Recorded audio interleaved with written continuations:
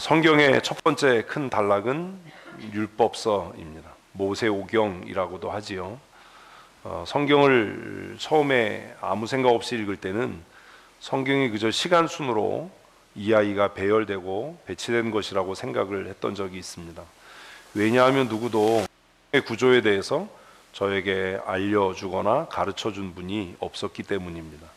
그래서 성경을 늘 읽으면 창세기부터 읽어 나가기 시작했고, 그래서 민수기쯤 가면 좌절하고 낙심해서 성경 읽는 것을 포기하곤 했습니다. 새로운 각오와 다짐으로 성경을 늘 마태복음부터 읽었는데 뭘 그렇게 나타가 다 죽어버렸는지 마태복음 1장 넘어가기가 쉽지 않았던 기억이 있습니다. 철이 들어가면서 이제 신앙의 철이 들어가면서 생각을 했습니다. 왜 성경은 창세기부터 시작하는가? 왜 그럴까? 왜 이런 구조로 이루어져 있을까? 그리고 이제 나중에 알게 된 것, 그동안 주일학교 때 또 학생회 다니면서 귀에 딱지가 않도록 성경에 처음에 나오는 5권의 책을 모세오경이라고 하고 율법서라고 한다라고 했던 말이 비로소 이해되기 시작했습니다. 성경의 처음 5권의 책이 편집된 이유는 시간순이 아니었던 거지요. 그 5권의 책이 하나님과 하나님의 백성 사이에 맺은 언약, 율법이었고, 그 5권의 책이 담고 있는 내용이 사실은 성경 전체의 내용이었기 때문입니다. 그래서 율법서를 정확하게 이해하지 못하면 성경은 해석되지 않고 이해되지 않는, 그저 나와 관계없는 그런 이야기였던 거지요. 그래서 제자양육반을 여러분들과 하면서 율법서는 성경 전체를 해석하는 열쇠의 역할을 한다. 그래서 무엇보다도 율법서를 통해서 하나님과 내가 맺은 언약의 내용이 무엇인지, 그리고 그 언약이 나에게 어떤 작용을 하는지, 내 삶에 어떤 영향을 미치는지 이해하고 깨닫는 것이 신앙생활의 근본이고 출발이다라는 말씀을 여러 차례 드렸습니다. 그런데 막상 그 율법의 제1차 수신자이고 당사자였던 유대인들도 저와 같은 오해를, 그들은 그저 그 하나님께서 그들에게 주신 모세의 손을 통해서 그들에게 안겨주신 율법서를 어떻게 이해했냐 하면, 이것을 지킴으로 우리가 의롭다, 그 율법을 지킴으로 의롭다도 아니고 우리가 하나님께로부터 이런 언약을 받았기 때문에 우리가 다른 민족, 다른 족속보다 우월하고 월등하다라는 오해와 착각을 했습니다. 오늘 교회 안에서도 적지 않은 사람들이 자신의 행위의 의로움으로 다른 사람보다 자기가 더 믿음이 탁월하고 뛰어나다라는 착각을 하는 것들을 어렵지 않게 봅니다. 혹시 여러분들은 안 그러십니까? 그래서 이제 그런 게 고민이지요. 교회의 중직자, 재직들을 세울 때 그 사람이 주일 예배에 빠짐없이 참석하는가, 주일 저녁 찬양 예배에 잘 나오고 있는가, 수요 기도회와 금요 기도회에 잘 참석하는가, 혹은 또 11조 생활을 잘하고 있는가, 교회에 기여하는 바가 있는가 라고 하는 것들을 객관적인 자료로 사용을 합니다. 그런데 그런 것들을 자료로 사용을 하면서도 한편 마음에 근심이 되는 것은, 혹시 이것이 오해되고 또 성도들에게 스스로를 의롭다라고 하는 올무가 되지는 않을까 라는 염려를 하게 됩니다. 사실 그런 거지요. 새벽기도 나오지 않는 사람보다 새벽기도 나오는 사람을 우리는 어떻게 생각해요? 믿음이 더 좋다라고 생각한다는 거죠. 정말 그럴까요? 새벽기도 안 나오는 사람보다 새벽기도 나오는 사람이 믿음이 더 좋을까요? 뒤집어서 좀 다른 각도로 얘기하면, 하나님께서 새벽기도 안 나오는 사람보다 새벽기도 나오는 사람의 기도를 더 잘 들으시고 그들을 더 사랑하실까요? 왜 대답을 안 하세요? 그래서 교회 직원들을 세워갈 때 객관적인 자료로 사용하는, 그들이 주일 예배에 잘 참석하는가, 정당하게 11조 생활을 잘하는가, 교회에 기여하고 있는가, 공적인 집회에 잘 참석하는가 라고 하는 것들을 기준으로 삼는 것이 어떤 때는 제 마음에 모순이기도 하고, 그것이 성도들을 바리새화하는 올무가 되지는 않을까 라는 염려를 하기도 합니다. 그러함에도 그것 외에 딱히 이 객관적으로 평가할 수 있는 방법이 없어 보이는 거죠. 그래서 우리들도 바리새인 같은 착각을 하는 거예요. 율법을 지키면, 율법을 지키지 못하는 사람보다 어떻다? 의롭고 거룩하다, 내지는 믿음이 좋다라고 생각하는 거죠. 유대인들이 했던 오해가 바로 그것입니다. 율법을 지키면 내가 하나님 앞에 거룩한 사람이다. 그래서 예수님 시대의 복음서를 보면 바리새인들이 기도할 때 대놓고 그렇게 기도했어요. 뭐라고요? 하나님, 내가 저 세리와 창기와 같지 않은 것을 감사합니다. 나는 일주일에 정해진 날에 금식을 하고 하루에 정해진 시간에 규칙적으로 기도를 하고, 내가 우리식으로 하면 주일 성수를 하고 11조 생활을 하고, 내가 이렇게 종교적인 행위를 잘 하기 때문에 저 세리, 저 창기들보다 내가 하나님 앞에 거룩한 사람이고 온전한 사람인 것에 대해서 감사합니다 라고 대놓고 기도를 했다는 거예요. 정말 그런가? 그런데 오늘 바울이 기록한 로마서 본문 말씀에 보면 이렇게 이야기합니다. 읽습니다. 그러므로 율법의 행위로는 그의 앞에 누구 앞에요? 대답을 크게 하세요. 누구 앞에요? 하나님 앞에서. 하나님 앞에. 사람 앞에서는 뭐 어떨지 모르지만, 교회가 평가할 때 저 사람 뭐 주일 예배 참석해 11조 생활에 그러니까 믿음이 성숙한 것 같아. 사람들은 이렇게 평가하는 자료로 사용할 수 있을지는 모르지만, 적어도 누구 앞에서? 하나님 앞에서 의롭다 하심을 얻을 육체가 없다. 그게 의로운 게 아니다. 제가 목회를 하면서 혼자 갈등하고 고민하는 것 중에 하나가 있습니다. 새벽기도 좀 나와. 우리 뭐 새벽기도 안 하지만 저녁 기도회 좀 나와. 기도에 빠지지 마. 수요 기도회 좀 나와. 금요 좀 나와. 라고 책망하고 꾸짖고 권면하는 일이 필요할까?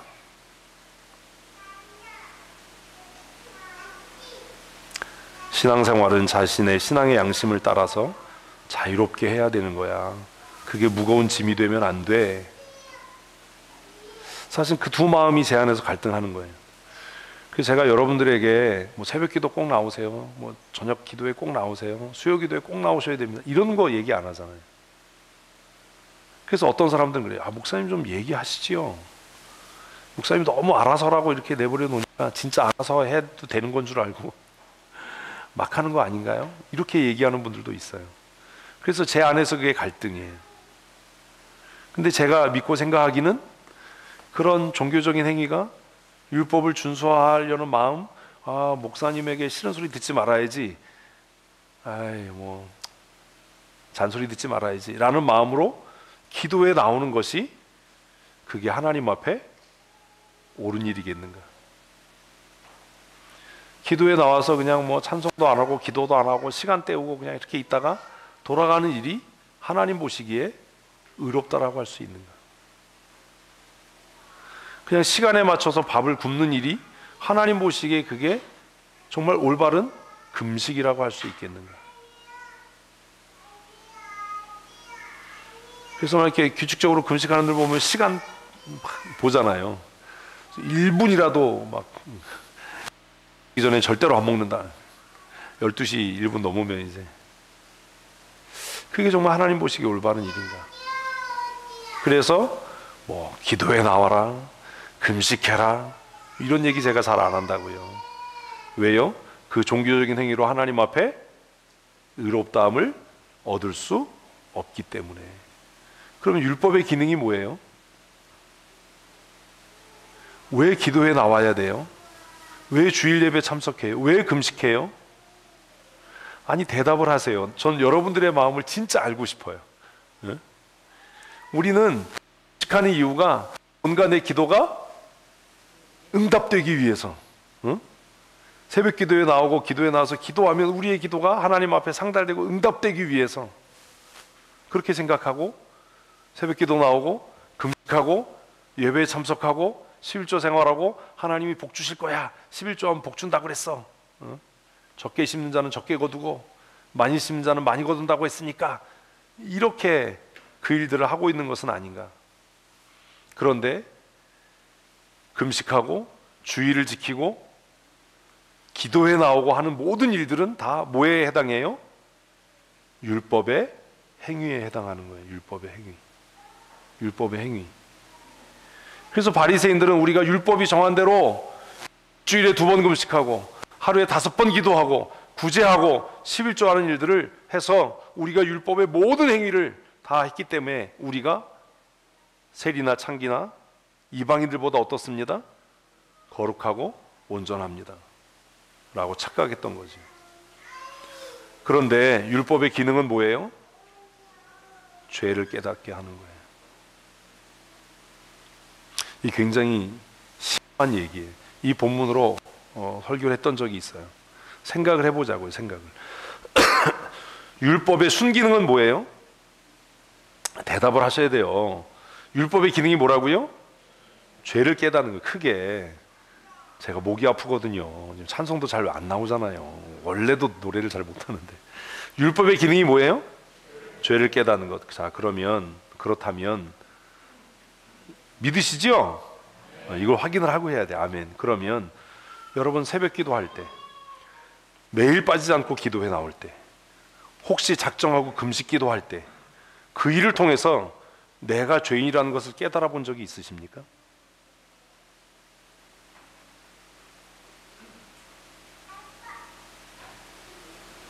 이해되세요? 무슨 말인지? 이 논리가 이해되세요? 율법의 기능은 뭐라고요? 죄를 깨닫는 거예요. 그러니 금식하지 않는 사람보다 금식하는 사람이 뭐 해야 돼요? 아, 내가 죄인이구나 라는 것을 더 깨달아야 되는 거예요. 응? 새벽기도 안 하는 사람보다 새벽기도 하는 사람이 내가 의로워, 내가 믿음이 좋아 라고 주장할 게 아니라 내가 정말 죄인 중에 죄인이구나, 이걸 깨달아야 그 사람이 지금 제대로 금식하고 있고 제대로 기도하고 있는 거죠. 왜? 율법의 기능이 뭐니까? 죄를 깨닫게 하는 거니까. 그런데 우리는 어떻게 된 건지, 새벽기도 나오는 사람이 새벽기도 안 나오는 사람을 정죄하거든요. 응?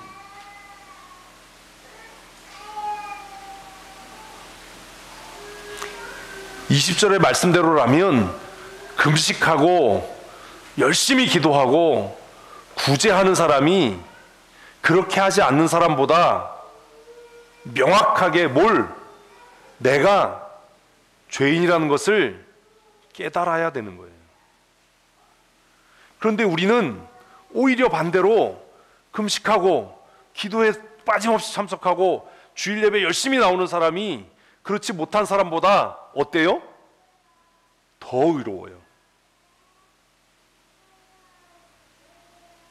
뭔가 잘못된 거 아닌가요?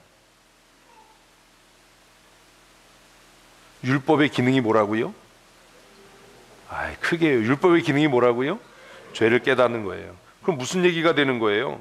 기도하면 할수록, 금식하면 할수록 뭘 깨달아야 되는데요? 내가 죄인이구나, 내가 금식하니까 하나님이 내 기도 들어주실 거야, 이런 말도 안 되는 생각을 하는 게 아니라, 내가 작정한 그날을 채우면 하나님이 그날에 내 뜻을 이루어 주실 거야가 아니라, 금식하면 할수록, 기도하면 할수록, 예배하면 할수록 뭘 깨달아야 되는데, 내가 죄인이구나 라는 걸 깨달아야 되는데, 바리새인들은 금식하면 할수록, 기도하면 할수록, 예배를 하면 할수록 자신이 점점 더 의로워졌던 거예요. 오늘날도 그래요. 율법의 기능이 뭔지 모르는 거예요. 그래서 이제는 그게 자랑이 되는 거예요. 그 명함에다 새겨요. 40일 금식을 2번 했다. 제가 우스갯소리로 얘기했잖아요. 얼마나 죄가 많으면 40일 금식을 2번씩이나 해야 되냐. 그 논리가 바로 이 본문 말씀이에요. 왜 기도를 많이 해야 돼요? 내가 죄인인 걸 알아서. 여러분이 스스로 내가 하나님 앞에 완전해, 내가 의로워 이러면 뭐 할 필요 없어요? 기도 안 하셔도 돼요. 금식 안 하셔도 돼요. 내가 하나님 앞에 완전해 라고 하면 예배 안 해도 돼요. 그냥 내 의로 천국 가면 돼요. 왜 예배해요? 내가 죄인인 걸 깨닫기 때문이에요. 믿으면 아멘. 근데 사실 아멘이 아니잖아요. 여러분 습관적으로 나오시는 거잖아요. 왜 예배합니까? 내가 죄인이어서요. 예배의 원형이 제사잖아요. 왜 속죄제를 드려요? 내가 죄인이어서요. 그래서 율법서 읽으면 너희가 부지중에 지은 죄라도 후에 깨닫거든. 아, 내가 죄를 지었구나 하는 게 깨달아지면 양이나 염소를 가지고 하나님 앞에 나아가라. 왜 예배한다고요? 내가 죄인이라는 것을 알기 때문이에요. 믿으면 아멘. 이렇게 생각하는 사람이 없어요. 지금 예배에서 의로워지는 거예요. 내가 죄인이어서 죄 용서함을 위해서 예배하고 있다는 게 믿어지면 예배 태도가 어떻게 그렇게 느슨할 수 있냐는 거예요.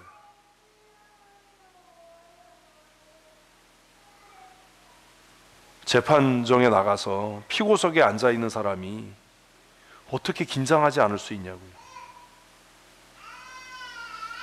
그렇지 않나요? 우리는 뭔가 오해하고 있는 거예요. 바리새인들처럼. 바리새인도 아닌데 율법으로는 의롭다함을 얻을 육체가 하나도 없어요. 그래서 율법을 준수하면 할수록, 예배하면 할수록, 기도하면 할수록, 금식하면 할수록 뭐가 깨달아져야 된다고요? 오라 나는 바울이 했던, 누가 이 사망의 몸에서 나를 건져낼 수 있겠느냐. 그런데 우리는 안 그래요. 예배가 자랑이 되고 금식이 자랑이 되고 기도함이 특권이 돼버려서 아우 나 1년 동안 365일 새벽 기도 안 빠져 자랑하고 다니고, 아 내가 지금 작정 기도하고 있어 라고 하는 것을 자랑하고, 이 작정 기도가 끝나면 하나님이 내 기도 들어주실 거야. 그런 거 없어요. 작정 기도가 무슨 로또입니까? 하나님이 그러신다니까. 네가 작정했지 내가 작정했냐? 우리가 기도할 때 뜻이 하늘에서 이루어진 것처럼 그 기도하지 말아야죠. 작정 기도하려면. 작정 기도한다는 건 뭘 하는 거예요? 뜻이 땅에서 이루어진 것처럼 하늘에서도 이루어지게 해주십시오라고 행동으로 하는 거잖아요. 내가 뜻을 품었으니까 내 뜻이 하나님의 뜻이 되게 해주세요라고 작정하고 지금 기도하는 거잖아요. 주님이 가르쳐주신 기도하고는 반대잖아요. 율법의 기능은 우리로 하여금 뭐 하는 것? 죄를 깨닫게 하는 거예요. 양심에 손 얹고 답해 보십시다. 여러분 평생 예배하면서 예배를 통해서 여러분의 죄가 깨달아진 적이 있어요?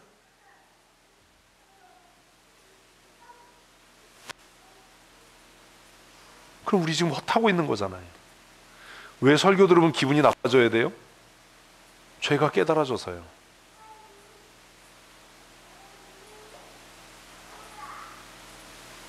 근데 지금은 목사님들도 립 서비스를 하잖아요. 잘 될 거예요. 형통할 거예요. 하나님이 은혜 주실 거예요. 어떻게 죄가 깨달아져요? 죄를 깨닫게 하려고 하면 찾아와서 그러잖아요. 목사님 그렇게 설교하면 누가 상처받아요. 삐져서 교회 안 나와요. 지금 뭐 하자는 거냐?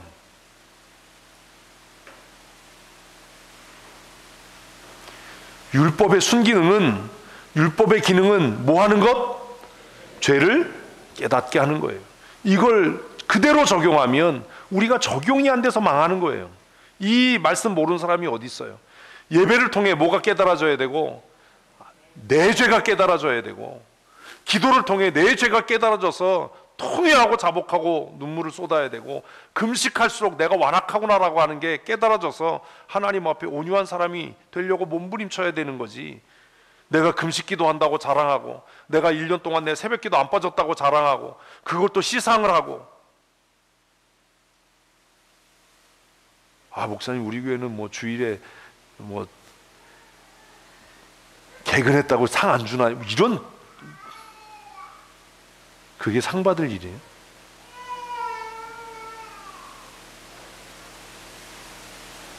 뭔가 우리가 오해하고 있는 것 아닌가?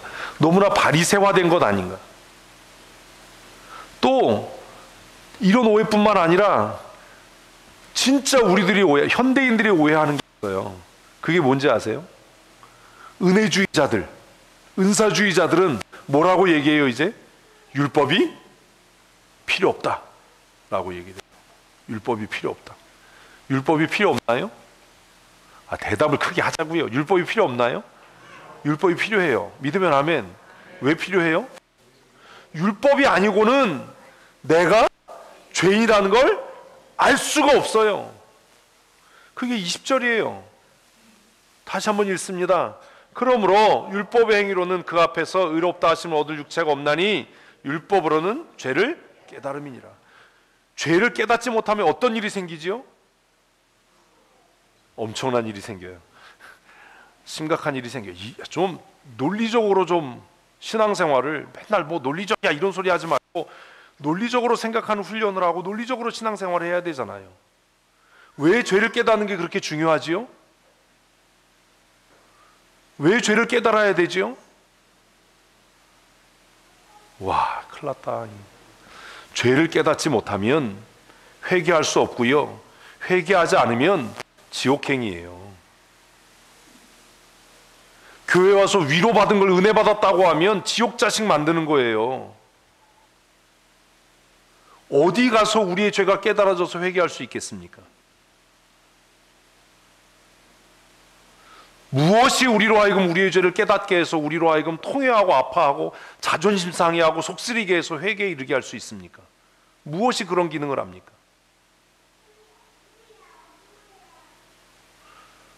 텔레비전이 우리를 다 망친 거예요. 뭔지 아세요?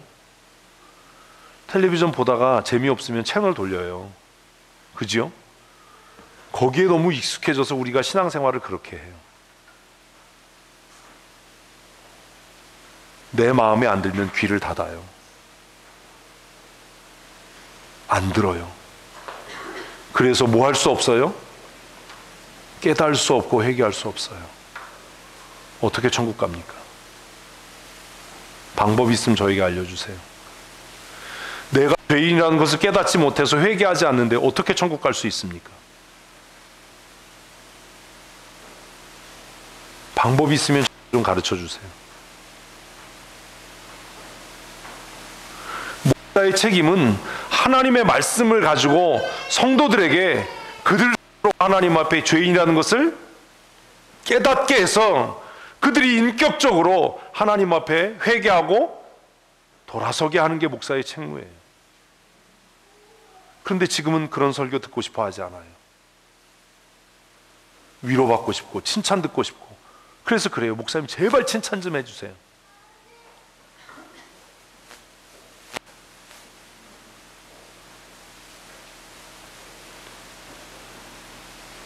하나님의 말씀만이 우리로 하여금 내가 죄인이라는 것을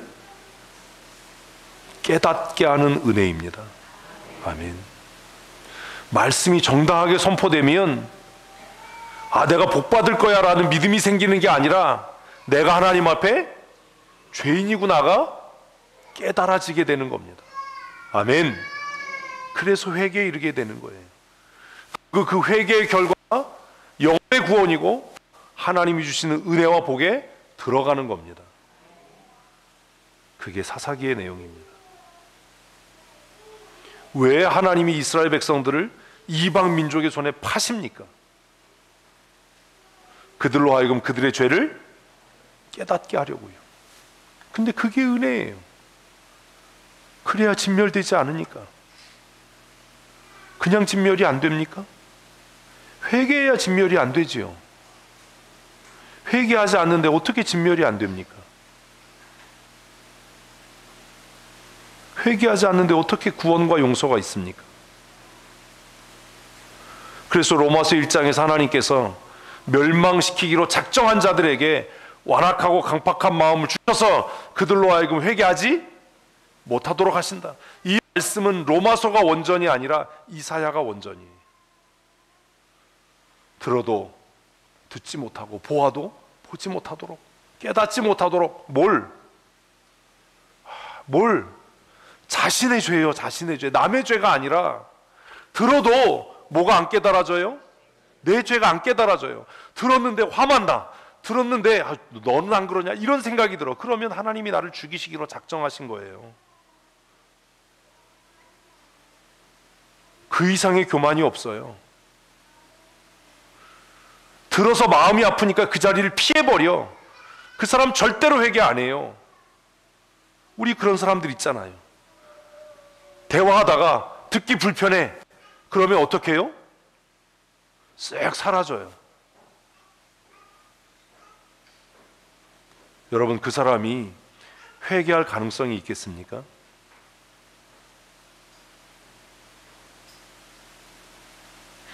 그냥 한마디 하면 되는 거예요. 뭐라고요? 맞아, 내가 잘못했어. 그냥 웃고 끝나는 거예요. 근데 듣기 싫은 거예요. 자존심 상하는 거예요. 그러니까 그냥 쓱 피해요. 그렇게 피하고 내가 정말 잘못했어 라고 회개가 됩니까? 저런 얘기해서 왜 내 체면을 깎아내리고 왜 자존심 상하게 하지?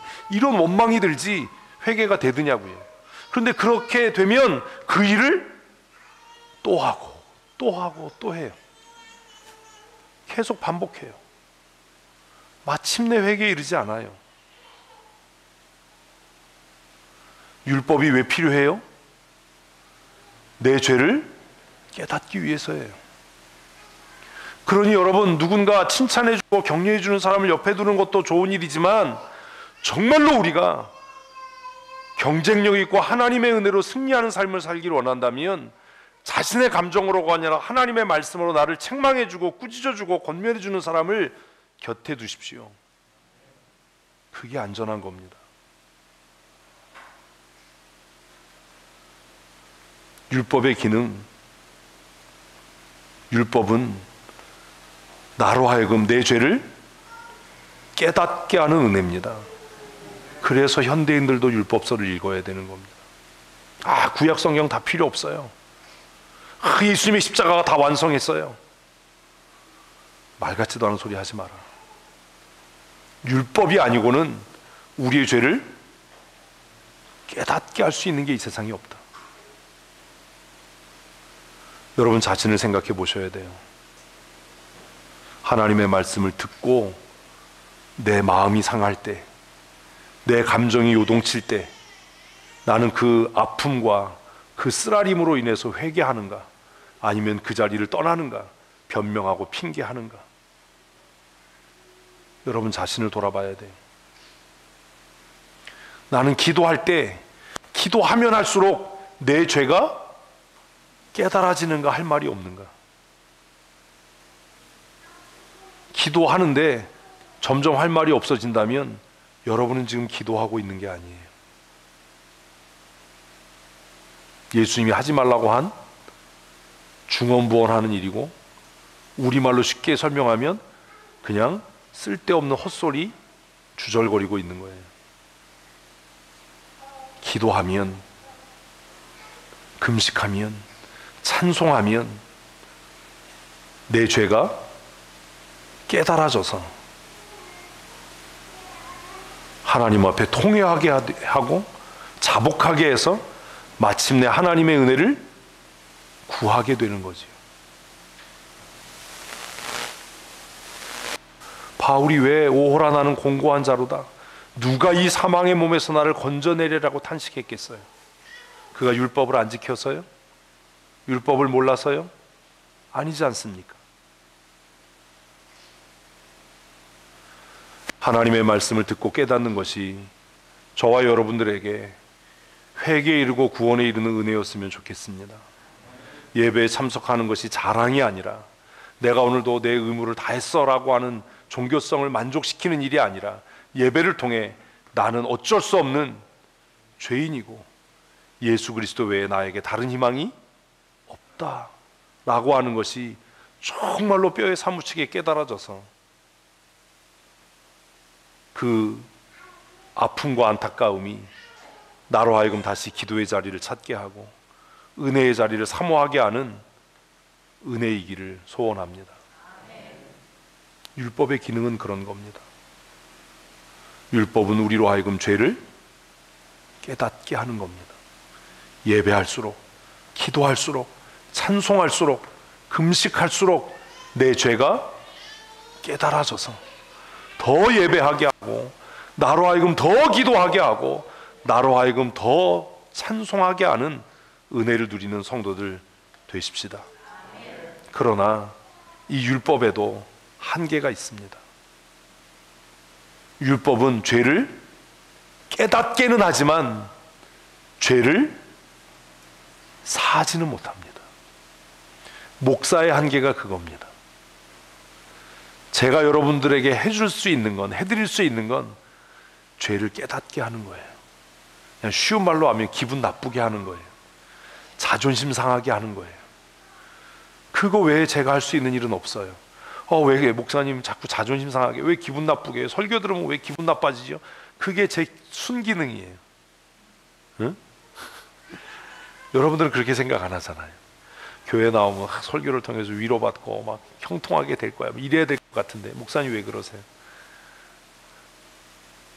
목사가 해야 될 일은 여러분들로 하여금 뭐를 깨닫게 하는 것? 죄를 깨닫게 하는 거예요. 집에서 혼자 큐티할 때 안 보이던 것이, 응? 저녁 기도의 시간에 나와서 같이 큐티하면 얼굴이 빨개지도록 내 허물이 드러나요. 그래서 이제 또 낙심하는 거예요. 내가 오늘 낮에 뭘 했지? 이 성경 읽고 왜 이렇게 헛소리 했지? 아니, 왜 나는 이게 안 보였지? 그게 정말로 깨달아지면 오기가 생겨서 더 열심히 읽어야지가 아니라 하나님의 자비하심과 긍휼을 사모해야지, 이렇게 가야 되는데, 이제 대답 안 할 거야. 대답하면 또 야단 맞고, 대답하면 또 무시당하고, 이렇게 강팍한 쪽으로 가요. 그 대답 안 해 물어도 입 딱 다물고 한마디도 안 해. 거기에 무슨 은혜가 있을 수 있어요? 율법은 우리로 하여금 죄를 깨닫게는 하지만 죄를 없앨 수는 없습니다. 목사의 기능은 여러분들로 하여금 여러분의 죄가 무엇인지 명확하게 깨닫게는 하지만 제가 여러분들의 죄를 없앨 수는 없습니다. 목사가 여러분들의 죄를 없애주기를 바라시는 분들이 계시면 다른 동네로 가셔야 됩니다. 거기 가면 그분들이 내가 네 죄를 사하노라 해주셔요. 응? 아시죠? 어딘지. 응? 그쪽 동네로 가시면 돼요. 저에게는 여러분들의 죄를 사할 능력이 없어요. 율법은 우리의 죄를 사할 능력이 없어요. 율법이 하는 일, 목사가 하는 일은 여러분들로 하여금 죄를 명확하게 깨달아서 기분 나쁘게 하고, 속쓰리게 하고, 상처받게 하고, 좌절하게 해서 마침내 어디 앞으로? 십자가 앞으로 가게 하는 거예요. 십자가 앞으로. 목사에게 위로받으려고 그러지 마십시오. 저에게 상처받고 그리스도께로 가십시오. 제가 그리스도가 아닙니다. 제가 메시아가 아닙니다. 저에게 위로받을 생각을 하지 마십시오. 목사님 나를 좀 위로해 주세요, 그런 거 하지 마세요. 저는 여러분을 위로하지 못해요. 제가 여러분을 위로한다면 그건 거짓말이에요. 저는 여러분을 구원할 수 없어요. 저는 여러분을 치료할 수 없고 회복케 할 수 없어요. 제가 할 수 있는 것은 여러분을 철저하게 낙심하게 하고, 철저하게 기분 나쁘게 하고, 완벽하게 자존심 상하게 해서 어디 앞으로? 십자가 그늘 밑으로 가게 하는 게 제 본분이고 소임이에요. 그러니 저에게 오셔서 위로해 주세요, 제 상처를 만져주세요, 이런 거 하지 마세요. 왜냐하면 저도 상처가 많고 저도 위로받아야 할 죄인이지 제가 여러분의 죄를 어떻게 해드릴 수가 없어요. 그래서 23절은 이렇게 얘기합니다. 모든 사람이 여기엔 목사도 들어가는 거예요. 모든 사람이 죄를 범하였기 때문에 하나님의 영광에 이르지 못한다, 구원받지 못한다. 이게 율법의 한계예요. 평생 예수를 믿었든 3대째 예수를 믿고 있든 뭐 3대째 목사 가문이든 뭐 장로를 뭐 30대 초반에 했든 그게 우리를 의롭게 하지 못해요. 내가 365일 중에 300일을 내가 철야를 하고 금식을 하든 재산의 반을 팔아서 구제를 했든 그게 우리를 의롭게 하지 못해요. 율법은 우리를 의롭게 하지 못합니다. 종교적인 행위가 우리를 의롭게 하지 못합니다. 그러니 혹여라도 여러분, 내가 새벽기도 안 빠지니 내가 너보다 나아, 이런 쓸데없는 생각을 하지 마십시오. 내가 정직한 11조 하니 11조 안 하는 너보다 내가 하나님 앞에 의로워, 이런 생각을 하지 마십시오. 내가 철야하고 금식하고 기도하고 작정하니 하나님이 내 기도를 들으실 거야, 이런 망상에서 깨어나십시오. 우리를 의롭게 하는 것은 율법의 행위가 아닙니다. 오직 은혜입니다. 우리는 우리의 의로 하나님의 영광에 이를 수 없습니다. 우리를 의롭게 하는 것이 있다면 그것은 그리스도의 십자가뿐입니다. 히브리서 를 읽습니다. 율법을 따라 거의 모든 물건이 피로써 정결하게 되나니 피 흘림이 없은즉 죄함이 없느니라. 뭐가 없어요? 피 흘림이 없으면 사함이 없어요. 쉬운 말로 이런 거예요. 저는 여러분을 대신해서 피 흘릴 수 없어요. 제가 피 흘려 죽는다 하더라도 그건 저의 죄 때문이지, 여러분의 죄를 위해서 제가 희생하거나 피 흘리거나 하는 건 무의미합니다. 누구도 우리의 죄를 대신해서 대속의 제물이 될 수 없습니다. 누가 고난을 당한다면 그건 누구 때문이 아니라 내 죄 때문입니다. 우리는 다 죄인이고, 그래서 하나님의 영광에 이를 수 없고, 우리가 죽기 전에는 우리의 죄는 용서되지 않습니다. 죽어야만 됩니다. 그런데 오늘 로마서 21절 말씀을 보면 같이 읽습니다. 이제는 율법 외에 하나님의 한 의가 나타났으니 율법과 선지자들에게 증거를 받은 것이라. 율법 외에 하나님의 한 의, 그건 목사도 아니고 교회도 아니고 이 성례도 아닙니다. 이 성찬이 여러분을 정결케 하는 게 아닙니다. 이 성찬의 떡과 포도주는 아무 의미가 없습니다. 우리의 신, 외적인 표현 그 이상도 아니고 그 이하도 아닙니다. 성찬에 참여했다고 해서 우리가 의로워지고 정결케 되는 게 아닙니다. 우리를 정결하게 하고 의롭게 하는 것, 25절 말씀을 읽습니다. 이 예수를 하나님이 그의 피로써 믿음으로 말미암는 화목제물로 세우셨으니, 우리를 정결케 하고 우리를 깨끗게 하고 우리를 새롭게 하는 것은 오직 그리스도의 십자가인 줄로 믿습니다. 제가 여러분들에게 해드릴 수 있는 것은 말씀드린 대로 여러분들 마음 아프게 하고 자존심 상하게 하고 짜증나게 하고, 그래서 마침내 여러분 스스로가 어디 앞으로 가도록? 십자가 그늘 아래 가도록, 십자가 밑으로 가도록. 예수의 십자가 외에 다른 구원이 없는 줄 깨닫고 저를 믿지 마세요. 저를 의지하지 마세요. 저를 믿으면 낙심하게 될 거예요. 저를 의지하면 실족할 겁니다. 제가 어제 청소하면서 아이들에게 그랬어요. 나 너에게 실망했어. 가온이한테. 가온이 실망이야. 너 청소도 그지같이 하고 밥은 많이 먹으면서. 그랬더니 놀래더라고요. 가온이 슬펐어? 목사님 실망했다고 그래서? 응? 그랬어?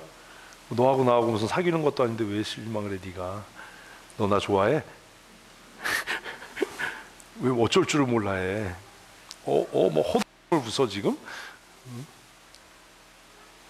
누군가를 의지하고 누군가를 기대하면 반드시 그 사람에게서 실망하게 될 거예요. 여러분 아내를 믿지 마십시오. 여러분의 남편을 의지하지 마십시오. 그 놈이 그 놈이고 다 똑같은 놈입니다. 어떤 놈하고 살아본들 뭐가 다르겠습니까? 남편에게 낙심하고 남편에게 실망할 때 좌절하지 말고, 하나님께서 나를 어디로? 십자가 아래로 부르시는구나 라고 생각하십시오. 자식도 믿지 마십시오. 남입니다. 명곡이 있잖아요. 님이라는 글자에 점 하나를 찍으면 남이 되는 이 기가 막힌. 여러분 스스로도 믿지 마십시오. 자기 스스로를 믿으면 인생이 낭패를 만나게 됩니다. 이 세상에 제일 믿을 수 없는 건 납니다. 내 자신에게 낙심할 때, 누군가에게 실망하고 상처받을 때 잊지 마십시오.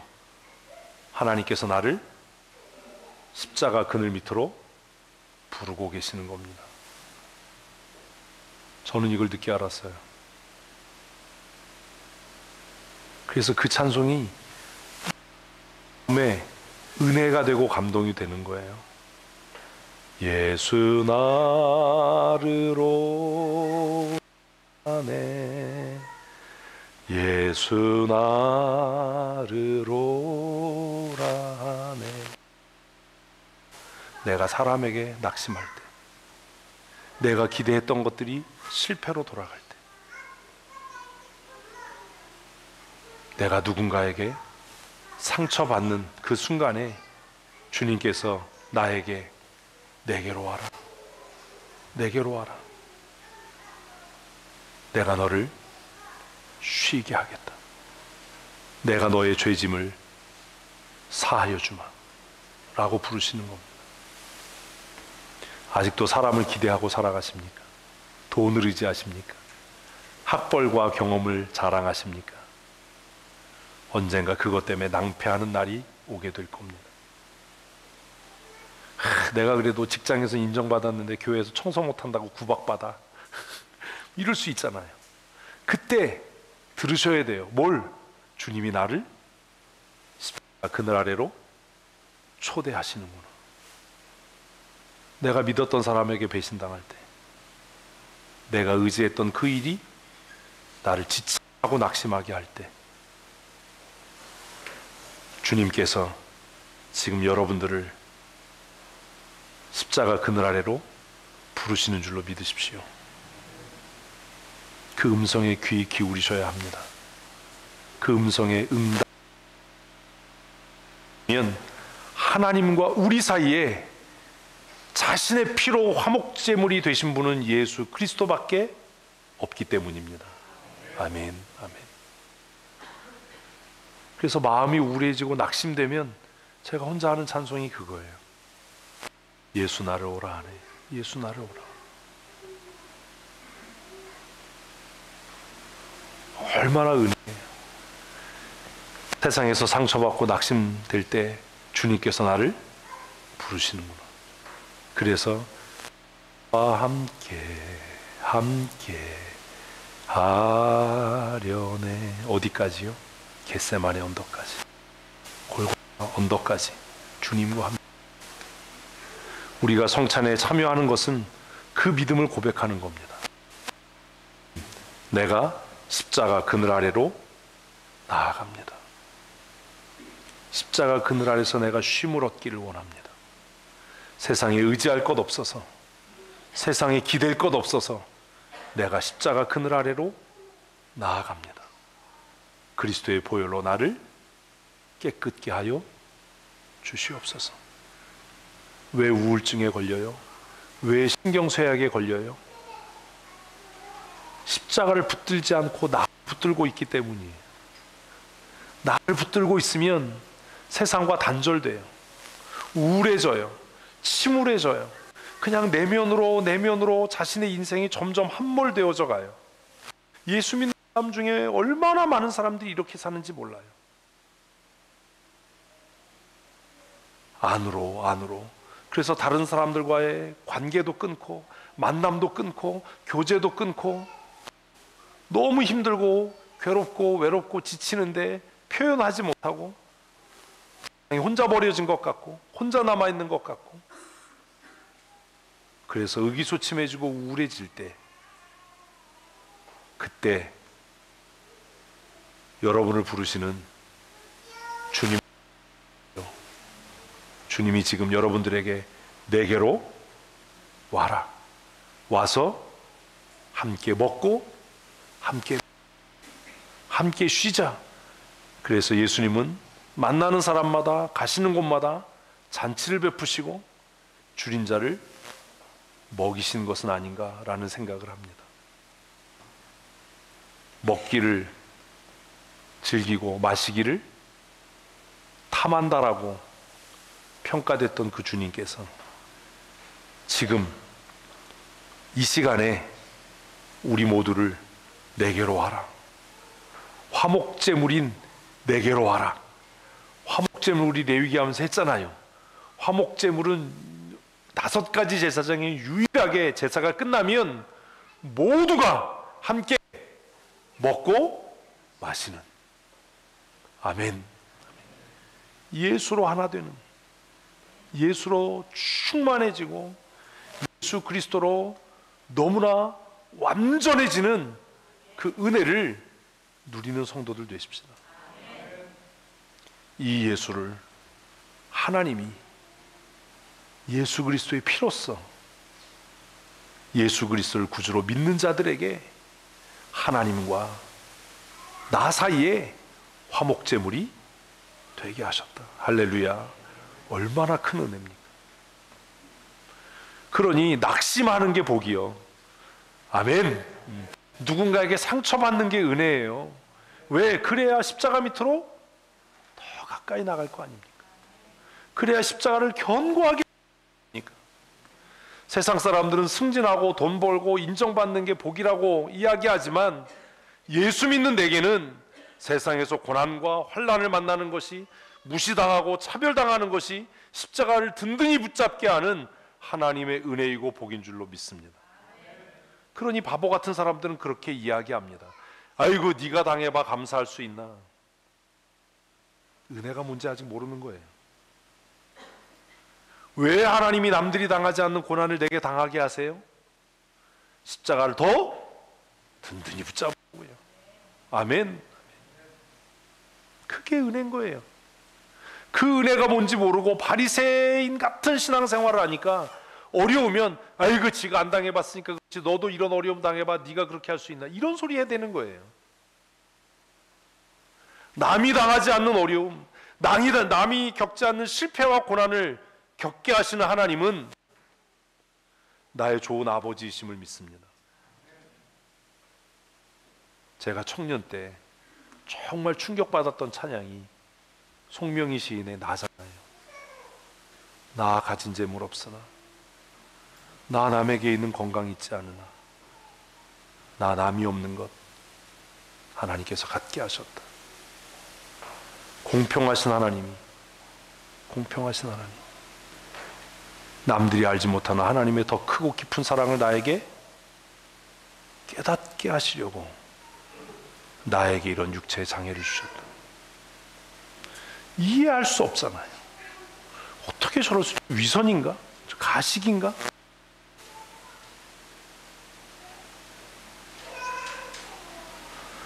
하나님께서 예수 그리스도를 우리와 하나님 사이에 화목제물로 삼으셔서 누구든지 그 십자가 앞으로 나아가는 자들에게 이런 은혜를 주십니다. 같이 읽습니다. 이는 하나님께서 길이 참으시는 중에 전에 지은 죄를 간과하심으로 자기의 의로우심을 나타내려 하심이니, 아멘. 우리가 십자가 가까이 가면, 십자가 그늘 밑으로 가면 하나님께서 우리가 지은 죄를 용서하실 뿐만 아니라 잊으시는 줄로 믿으십시오. 용서로 끝나는 게 아니라 뭐 한다고요? 간과하신다고요. 못 본 척 한다고요. 잊으신다고요. 사람들은 그래요. 너 한두 번이냐? 응? 네가 한두 번이야? 야, 한국 사람은 이 삶에 목숨을 거는 것 같아. 내 3번까지는 용서해 주는데 너 벌써 3세판 되게 좋아해. 가위바위보를 해도 3세판, 윷놀이를 해도 3세판, 용서도 3세판 하나? 우리는 누가 뭐라고 그러면 그래요. 너 한두 번이야 이러는데 하나님께서는 우리가 똑같은 죄를 계속 저지르고 또 십자가 그늘 아래 나가서 통회하고 자복하면 그 죄가 마치 처음인 것처럼 기억지 않으시고 우리를 그리스도의 보혈로 깨끗게 하시는 좋으신 아버지이심을 믿습니다. 그러니 사랑하는 성도 여러분, 종교적인 행위로 외적인 열심으로 내가 거룩해질 거야 라고 착각하지 마십시오. 하나님의 말씀을 통해 꾸짖음을 들을 때 불편해하지 마시고 이것이 지금 주님께서 나를 십자가 밑으로 오라고 초대하시는 거룩한 초대이구나 라고 하는 것을 잊지 마십시오. 내 힘과 내 능력으로가 아니라 어금니 꽉 깨물고 내가 버틸 거야, 내가 외로운 척하지 않을 거야, 힘든 척하지 않고 내가 다 책임질 거야 라고 생각하지 마시고 우리의 부족함과 우리의 연약함과 우리의 상처받음을 다 십자가 앞에 내려놓으십시다. 그래서 십자가 밑에서 쉼을 얻고 새 힘을 얻는 성도들이 되십시다. 죄사함도 오직 은혜이고 우리가 살아가는 매일의 삶도 오직 은혜입니다. 오기로, 힘으로, 노력으로, 열심으로가 아니라 은혜로 사는 성도들 되십시오. 은혜의 보좌 앞에 나아가십시다. 십자가 밑에 나아가 우리의 죄, 십자가 밑에 나아가 나의 힘겨움과 나의 외로움을 내려놓고 주님이 주시는 참된 위로와 은혜를 날마다 풍성히 받아 누리는 믿음의 사람들 되시기를 축복합니다. 그래서 우리가 성찬으로 나아가는 겁니다. 나를 위해 고난당하시고 나를 위해 따돌림 당하시고 나를 위해 버림당하시고 십자가에서 화목제물이 되신 예수 그리스도의 죽으심을 우리가 기억하고 이제 내가 그리스도와 연합되기를 원합니다. 내가 십자가 아래 나아가 쉼을 얻기를 원합니다. 그런 마음으로 우리 성찬에 참여하고 이 성찬에 참여할 때 내 죄가 더 선명하게 드러나서 하나님 앞에 통회하고 자복하고 새 생명을 누리는 믿음의 사람들 되시길 바랍니다. 우리 성찬에 참여하기 전에 이 시간 함께 기도하십시다. 하나님, 나는 죄인입니다. 내 죄를 깨달아 알게 하시고 그리스도의 흘리신 보혈의 피로 나를 정결케 하셔서 날마다 새 사람 되게 하시고 날마다 십자가의 보혈의 능력 힘입어 살아가게 하여 주시옵소서. 우리 함께 기도하겠습니다. 하나님, 우리는